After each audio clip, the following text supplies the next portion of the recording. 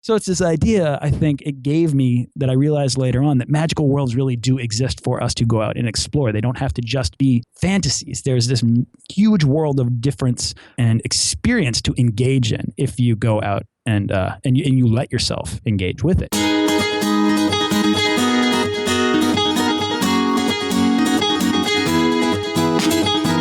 Hey everybody, welcome to the Abroaders Travel Podcast, your weekly meetup with thousands of entrepreneurs, hustlers, creators, nomads, ninjas, wanderers, and world changers, all seeking to build the skills and connections to live a life without borders. If you want to learn more about what we do or download our entire podcast archive, check out the website, abroaders.com. Happy Wednesday morning and welcome to another episode of the Abroaders Podcast. I'm Erik, checking in from Medellin, Colombia.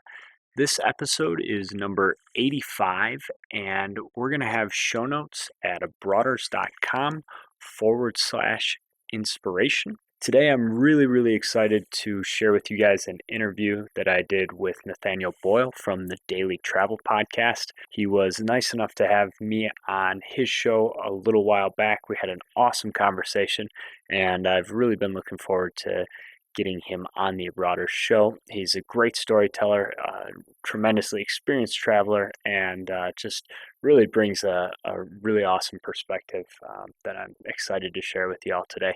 So we're going to jump into the interview. Again, links will be over at abroaders.com/inspiration. Hope you guys enjoy. I just kind of want to have a free-flowing conversation with you here, man. I'm so interested in what you do and you know, the aspect of interviewing so many cool people. You know, like I'm on kind of a sort of limited information diet. I don't have time to go into a ton of podcasts, and yours is one of my favorite ones to check into because, you know, you have these contacts with these amazing people that are inspiring. You know, they're doing interesting things. They're helping other people. They're making the world a better place. And all of them are passionate about what they're doing. And, you know, there's podcasts that you listen to maybe to get an education about something specific or to get news. Mm-hmm. And your show is just extremely open and you just invite people that are worth hearing to come on and talk. And I think that's such a cool model. You know, it's funny because when I started the show, I did kind of like a survey of like who's podcasting, who's doing the things in travel, and I knew I wanted to go into travel because I can talk about travel like nonstop. And I was actually afraid, like a year and a half ago, I was afraid to turn the mic on and hit record because I never considered myself to be a conversationalist. And I think this is a brief aside, and we can talk about this later if you want, but I think that the recognition or the confidence that I've gained by speaking into a microphone and realizing that I can speak eloquently and I am in fact a conversationalist, all these things, it's like just by going out and creating things, I think you learn so much about yourself. And the more you do that and the more you sort of fail or succeed or hear yourself or put things out there, you begin to realize you're like, whoa, I'm capable of this stuff. And anyways, I think that's a great sort of lesson that's come from it. But I took stock of all of the different podcasts out there in travel, and there were very few. And my original idea was like, people were like, you should start a travel blog and talk about how, you know, you accrue points and miles, or you do all these deals, or like you travel for less. And I was like, yeah, who's doing that? And I was like, well, this guy Erik has this show called The Abroaders. And it was like, I listened through your whole thing and I was just like, these guys are doing such a thorough job. It was kind of deflating, to be perfectly honest. It was like, how could I possibly go through the motions of building what you began to build? And you know, so I was kind of struggling with the idea of what I wanted to produce. And then I started talking to people, right? I started asking them questions and hearing their stories. And I had a couple on, and this is Dave and Deb from theplanetd.com, and they're a very well-known travel blogger couple. And I had them on the show, and they told me the story about how their marriage was on the rocks, and they took a trip together to Thailand. And they had an experience there, rock climbing, which is kind of ironic that I just said on the rocks. I didn't mean to do that. That just happened. the experience that they had in Thailand together was so restorative to their marriage that when they got home, they knew they could never stop doing that. And they worked in the film industry, so they had the flexibility to begin to build a life of travel. But they did not have a choice. And I thought that was so fascinating. It wasn't just about like, how do I build a travel blog and how do I do this? Well, all the how-tos and the top tens and all that stuff. It was just their human story. And what was the most interesting part about it was that travel absolutely fixed and saved their marriage. And I love that. Yeah, it's so cool. And I think it's beyond that even, I think that so many people discover something important about themselves, about the way that they relate to other people, and also Yeah. about, sort of the things that maybe, when they were growing up, everybody thought they were a certain way. And, especially I'm from a really small place, there's maybe 20,000 people where I grew up, and it's, farm community. And most people haven't been too far out. A lot of folks probably have never left the state of Michigan. And so that extra perspective and realizing that, you can connect with people and you have things in common with people that you would have thought were totally different. I think that strikes so many people. And that's what's cool about your show is you have a way of kind of extracting those experiences. And it's something I want to do as well more is just, have more people on the show that can kind of bring that alternative perspective. Because the points and miles thing, that's a great, tool to have in your tool belt, but it's a means to an end, and that experience is really what I think inspires people to go through the work of learning, or to, spend some of their savings to go take that leap of faith and go see the world. It's interesting that you started what you just said with uh, you have this idea of who you think you are, right? And I heard when you said that, I heard two things. I heard this idea of like who you're supposed to be in accordance to everyone else around you. So I had someone on the show recently, and she had a fascinating story about traveling to Vietnam to discover the person that she became there was actually, in fact, the wrong person. It was like she hated who she became. That's not because of Vietnam. That's just because of her. She was a beginner at travel and she was responding the wrong way to things, and it was an amazing lesson for her. But her original reason for travel was for her to say, she said to me, oh, well, I was from Ohio. And I was like, well, that's not actually at the heart of why you began to travel. Why you started traveling was very much like a unique decision. Why is it that you left your life and started traveling, and everyone else in Ohio that you're talking about did not? What makes you uniquely different? And that's where her story really started to get interesting. And we started talking about living the wrong life and then finding the wrong person abroad and playing all these different roles on the road. That was really interesting. And then the other thing I think that that relates to this directly, that when you said about being the person I think that you are, I think we all have this idea of who we want to become when we get older.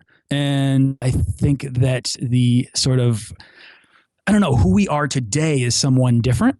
And we're very much like the sum of our decisions and our ambitions. And, I don't know, maybe we're not. Maybe some of us are saying, this is exactly who I always expected myself to be, but I haven't met anybody like that ever. And so I think it's really interesting for travel, because travel as a tool or a exercise to get out and explore all these different people that we can become, so that we might find different iterations of ourselves on the road and compare that perhaps to this like childlike idea of who we wanted to someday be. To me, that is like an amazing way to begin to dig into your own identity.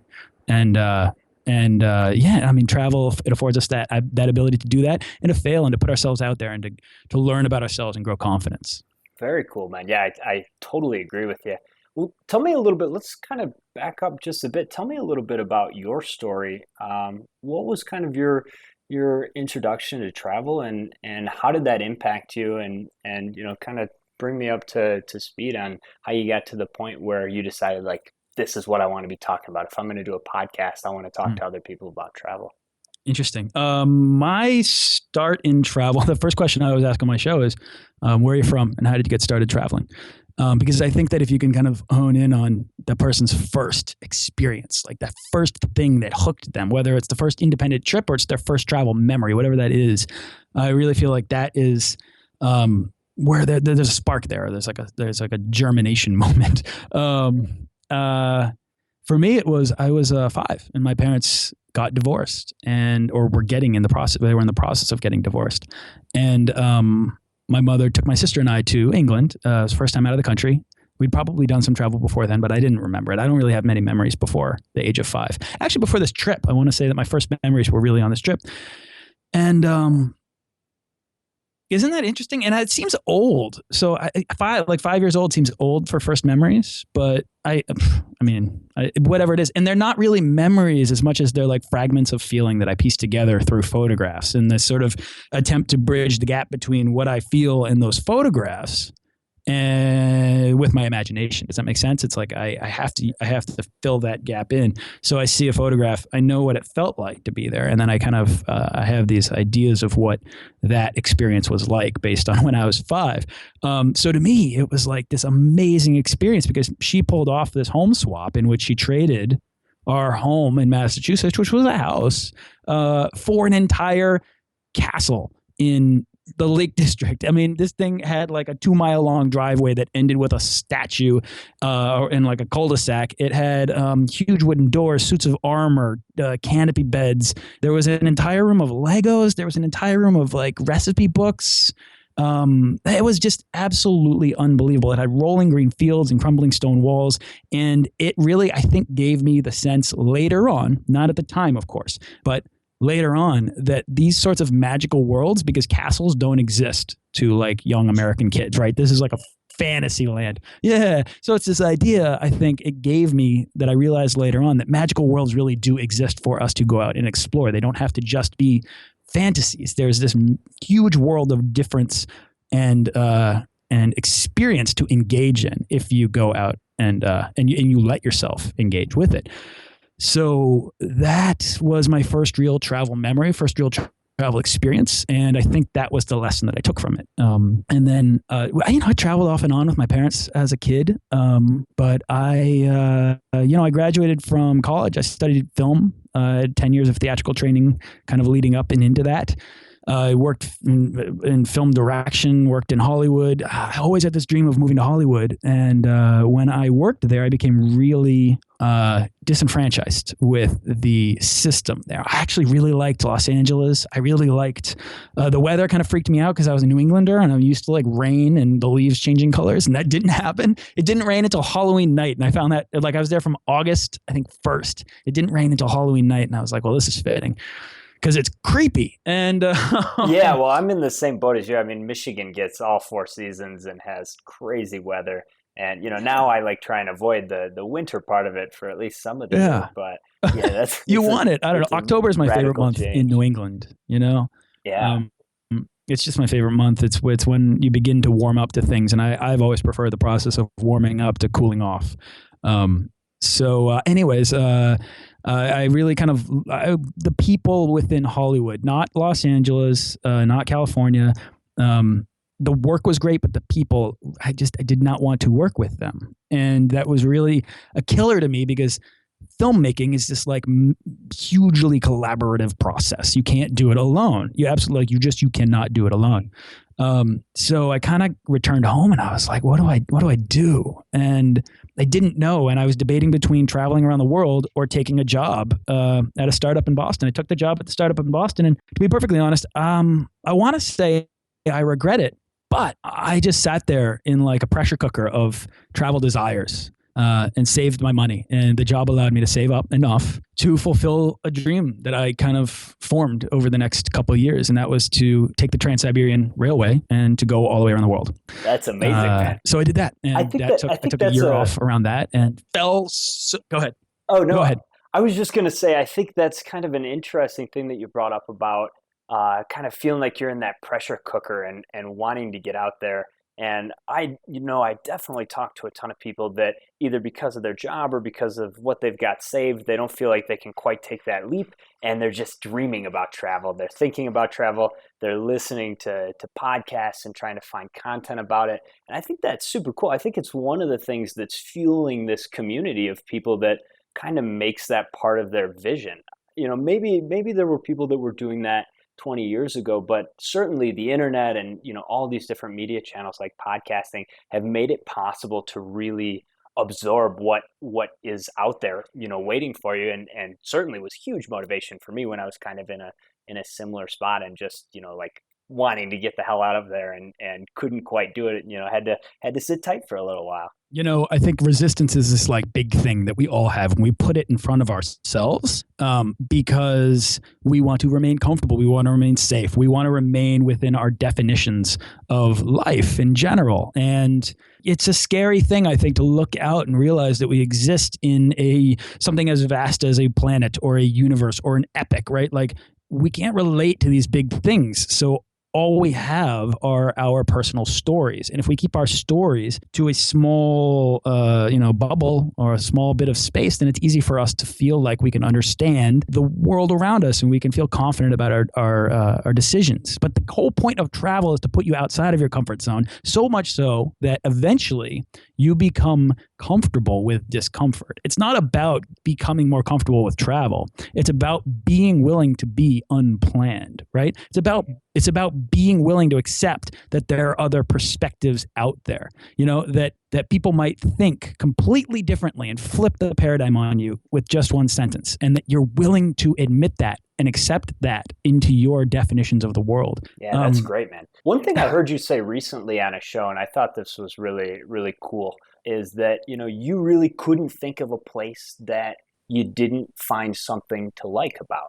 And for me, I actually had a friend that I traveled. We did a trip to Colombia, where I am right now, and then we went to Brazil and we went to Argentina. And it was the first time for all of those places for me. And the thing that I took away from that trip, he was less experienced with travel than me. I don't think he had been hardly any other places. But every time we went somewhere, he had this feeling of just like, let's go find the good people. Like, I know Brazil's going to be amazing. I know the people here are going to be amazing. And you mentioned, I'm not sure which show that it was that you were talking about this with the person, but you guys both kind of agreed that you had gotten to a point where, yeah, certainly maybe there was something that was a little uncomfortable or a little difficult. And that's part of getting outside of your comfort zone, but that you found a way to sort of find the good things about those places. And I think that was, for me, really the thing that truly transformed me as a person about travel.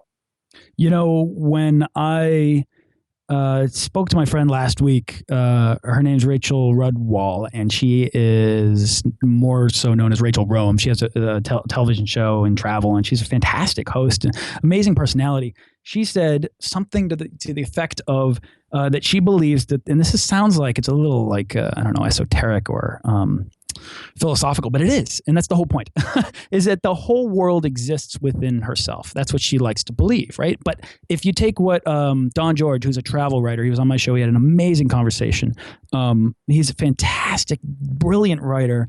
And he said that the world is a mirror, and that when you find a mountain in front of you, so too do you find a mountain within. And when you find a dark alleyway and walk down it, so too do you walk down that dark alleyway within. And it's this idea that by going outward and exploring externally, you learn more internally. And, I think the more you do that, it's not that the resistance to travel goes away. It's that you begin to redefine your limits to yourself, right? Like, it's this idea that you might perceive this to be as far as you can go. Like, I don't like spicy foods, or I couldn't eat this thing, or I couldn't jump out of an airplane. But then when you do, you know what I mean? You wake up some morning and somebody says to you, because you're in New Zealand on a bus that's heading to, a skydiving like hub of the world, and they're like, hey, who's going skydiving in a couple hours? And you put your hand up because travelers just say yes, and you say, I'll go. And all of a sudden you find yourself jumping out of an airplane. I don't think I would have said yes if it was like, hey, who's going skydiving next week? Totally. But you just put yourself in the right mindset, in the position to explore the world, and you learn so much more about what you're capable of. Yeah. And you put yourself in a position to be around other people that are sort of pushing their own limits, and maybe they already had that experience once a few years back on a different bus in a different place, and somebody got them out of a plane. And at some point down the line, you're going to have an impact on somebody else that's maybe out of their comfort zone with something that you've gotten used to. And that's the really cool thing to me, the sort of camaraderie of, especially, I don't stay in a lot of hostels anymore, but I still like to do that every once in a while, because you get this like really intimate connection with all these other travelers from random places. And I feel like I always get talked into stuff that, I wouldn't normally be doing if I wasn't around, just new people that I wanted to get to know and get to meet.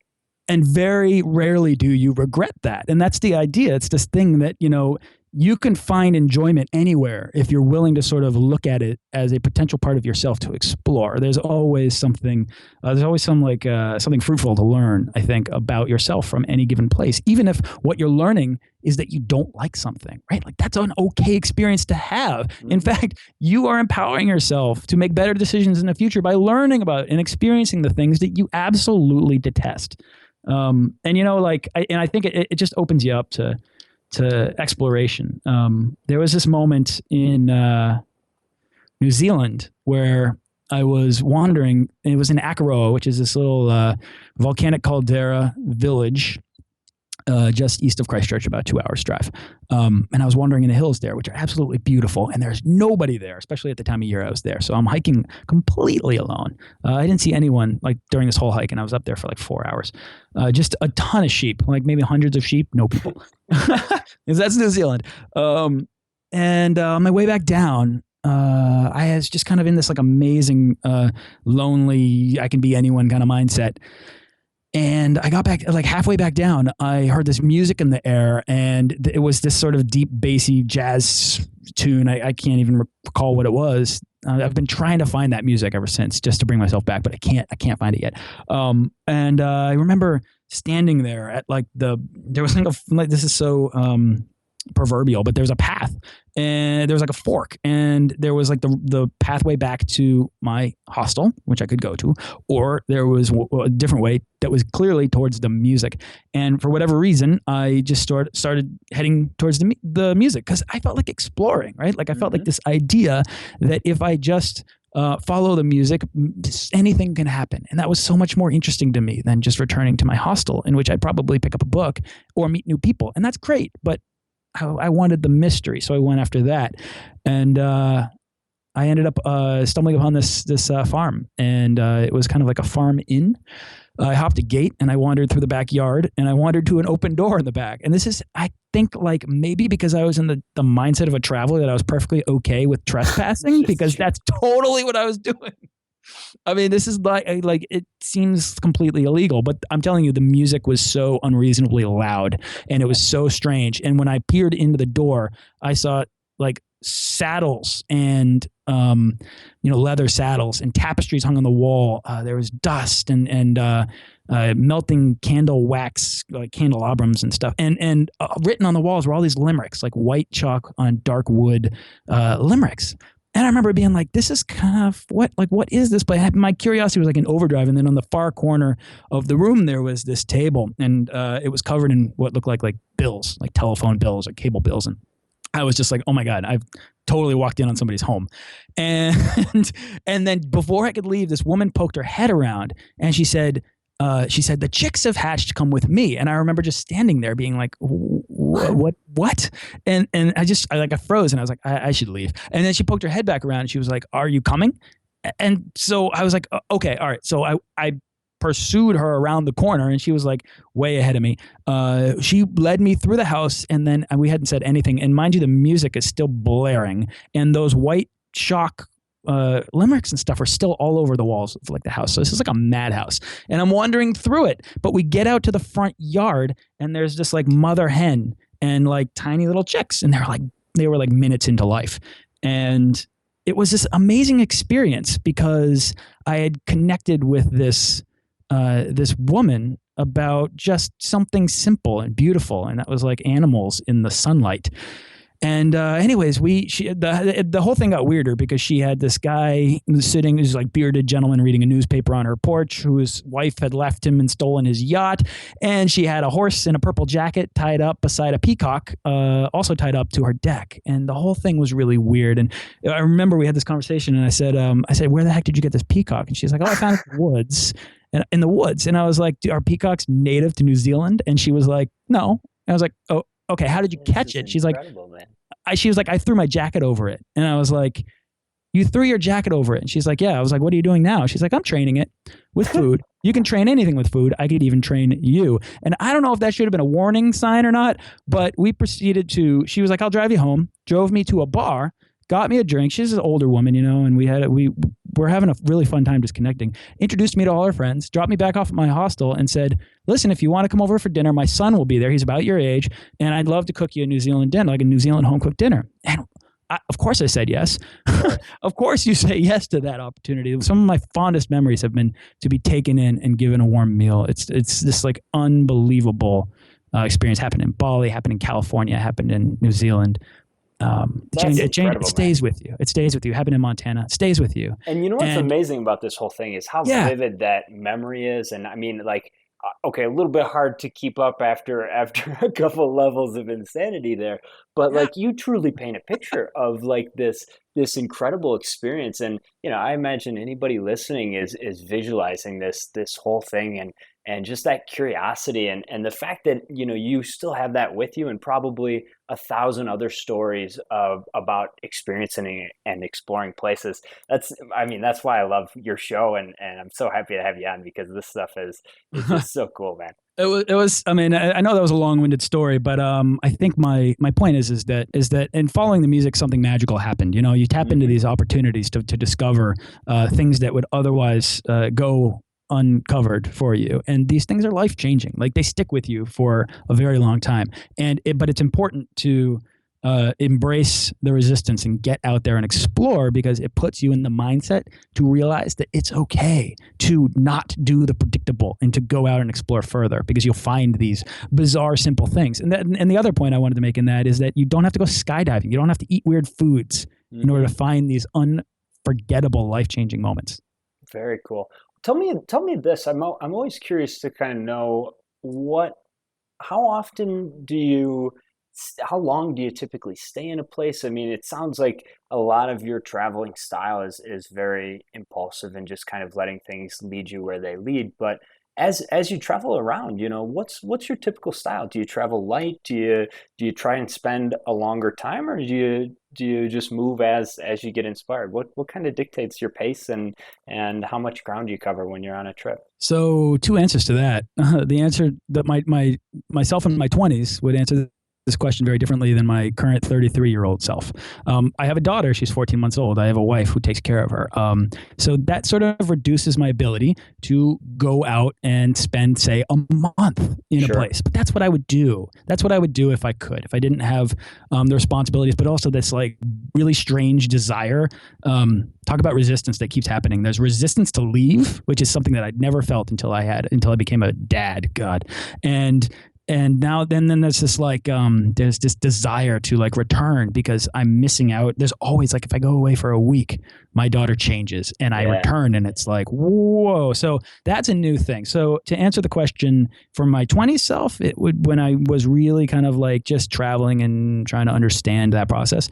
You know, I took a year that changed my life. Since then I got back and I was like, I can't not keep doing that. I need travel to be a regular and consistent component in my life. So ideally like month-long trips is the best. More often than not, I would say 2 weeks was kind of what I was striving for because the longer you're in a place, obviously the more you're going to get to know it. And there are certain places I feel like you could explore for years and never get to the bottom of. Whereas there are others that like after a couple of days, you're like, well, I feel like I've seen it.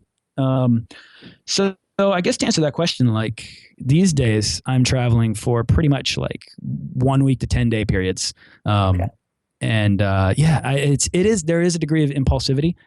But I feel like now when I go, I love touching down and just going, like just getting out and exploring because time to me matters so much. And the investment or the return on the investment of my time when I'm traveling is something that I want to get maximum value on. Very cool. What's the next trip? Do you have the next one planned yet? I think I'm going to be going to Thailand in the fall. So it's not set in stone, but it looks like I will have the opportunity to do that. And I was thinking of trying to put together some kind of like a gathering of creatives and storytellers and travel media personalities and stuff to really sort of help each other That's great, strive man. to do stuff. It's like travel, it's like I'm seeing this increased trend to travel to make things, whether that's travel to make your own thing or travel to understand the things that are being made by the people there. And, whether that's craft beer or that's like going somewhere to write a novel, it's there more. And I really like curiosity and creativity have been at the center point of the work that I've been doing. I didn't realize it until I got into these stories, but there are kind of two impulses that I think creative travelers have. And I think travel makes you creative, and creativity makes you want to travel because you're looking for inspiration. So if you're not a creative traveler, but you want to do either one, pursue one, it'll lead towards the other. I really believe this, but I think those two impulses are to see the world. And I think that creativity is super interesting as well. I'm actually, I'm at my friend's house here in Medellin, and he's been living here for 2 years. He got here and he was running a totally different business. He was already an entrepreneur, and he got to Colombia and started getting interested in food production and started learning about making chocolate. And he's now got a chocolate company based here in Medellin. He's got, a place here, and he's off right now making a batch of chocolate with his team, like somewhere else in the city. And, I just, that resonated so much because, he came here as a guy that was a ticket broker for events and stuff like that, and had a great business doing that. And he just fell in love with this other thing. And I mean, definitely, if you get this meetup, please let me know, and I'd love to pass the word along to everybody, because I'll actually be in Thailand this fall as well. So maybe I'll be able to see you in person. Yeah, I get into Bangkok on the 13th of October, and we'll probably be hanging around for at least a month or two in Southeast Asia. Okay, then we're gonna hang out. Awesome, man. That'll be a lot of fun.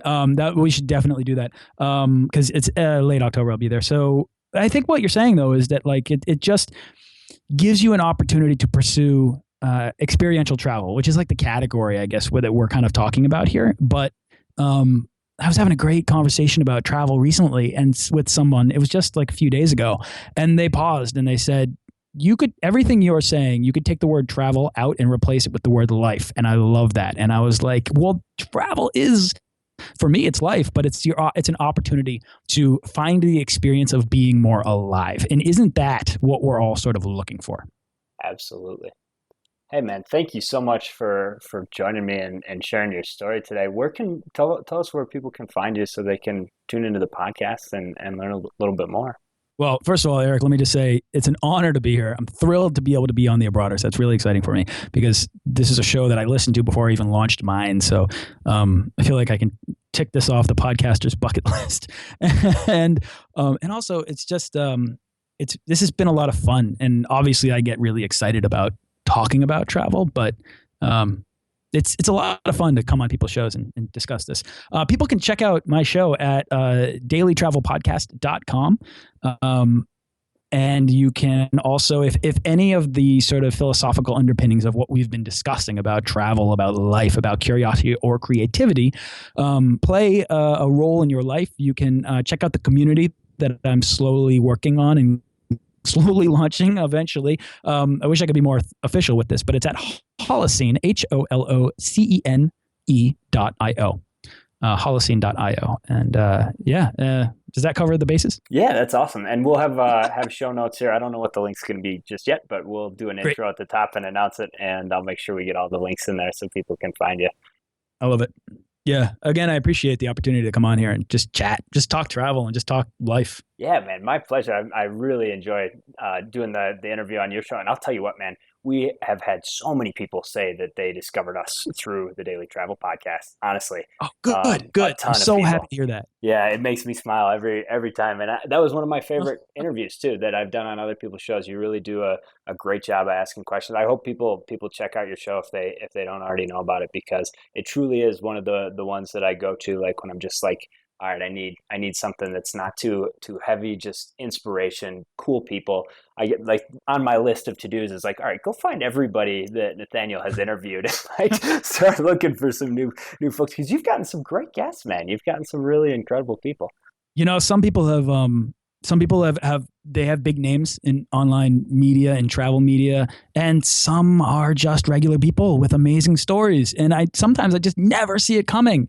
And some of my favorite interviews are the ones that where the person is unpracticed, but it took a little bit of work to get their story out. But once it's out, it's like it's real and it's human and it's honest and it's beautiful for that reason. Yeah, most definitely.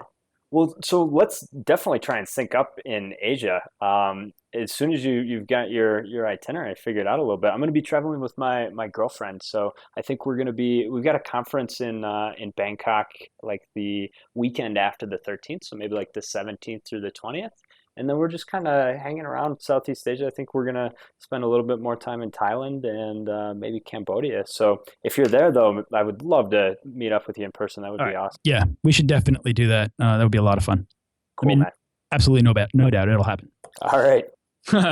Cool, man. I appreciate it. Thanks again for having me on. Man, everything I said. Thanks for coming, man. I will definitely keep in touch. Talk to you soon. All right. Bye. All right. Bye-bye. This week's International Jam is a track called Desde el Día que Te Fuiste. It's by a Colombian band, so locals for us at the moment, called Choquip Town.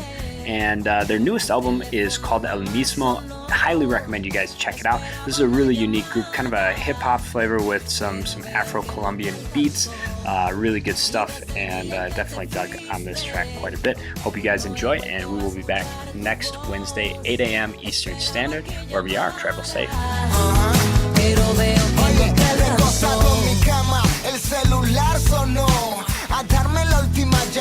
Hey brothers, don't be shy. Hop over to the website and join our email list for exclusive travel hacking content. If you like what we're up to, the best way you can support the show is by leaving us a 5-star review on iTunes.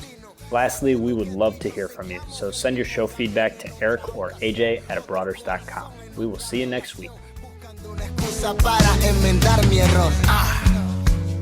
Creo que ya perdí el camino.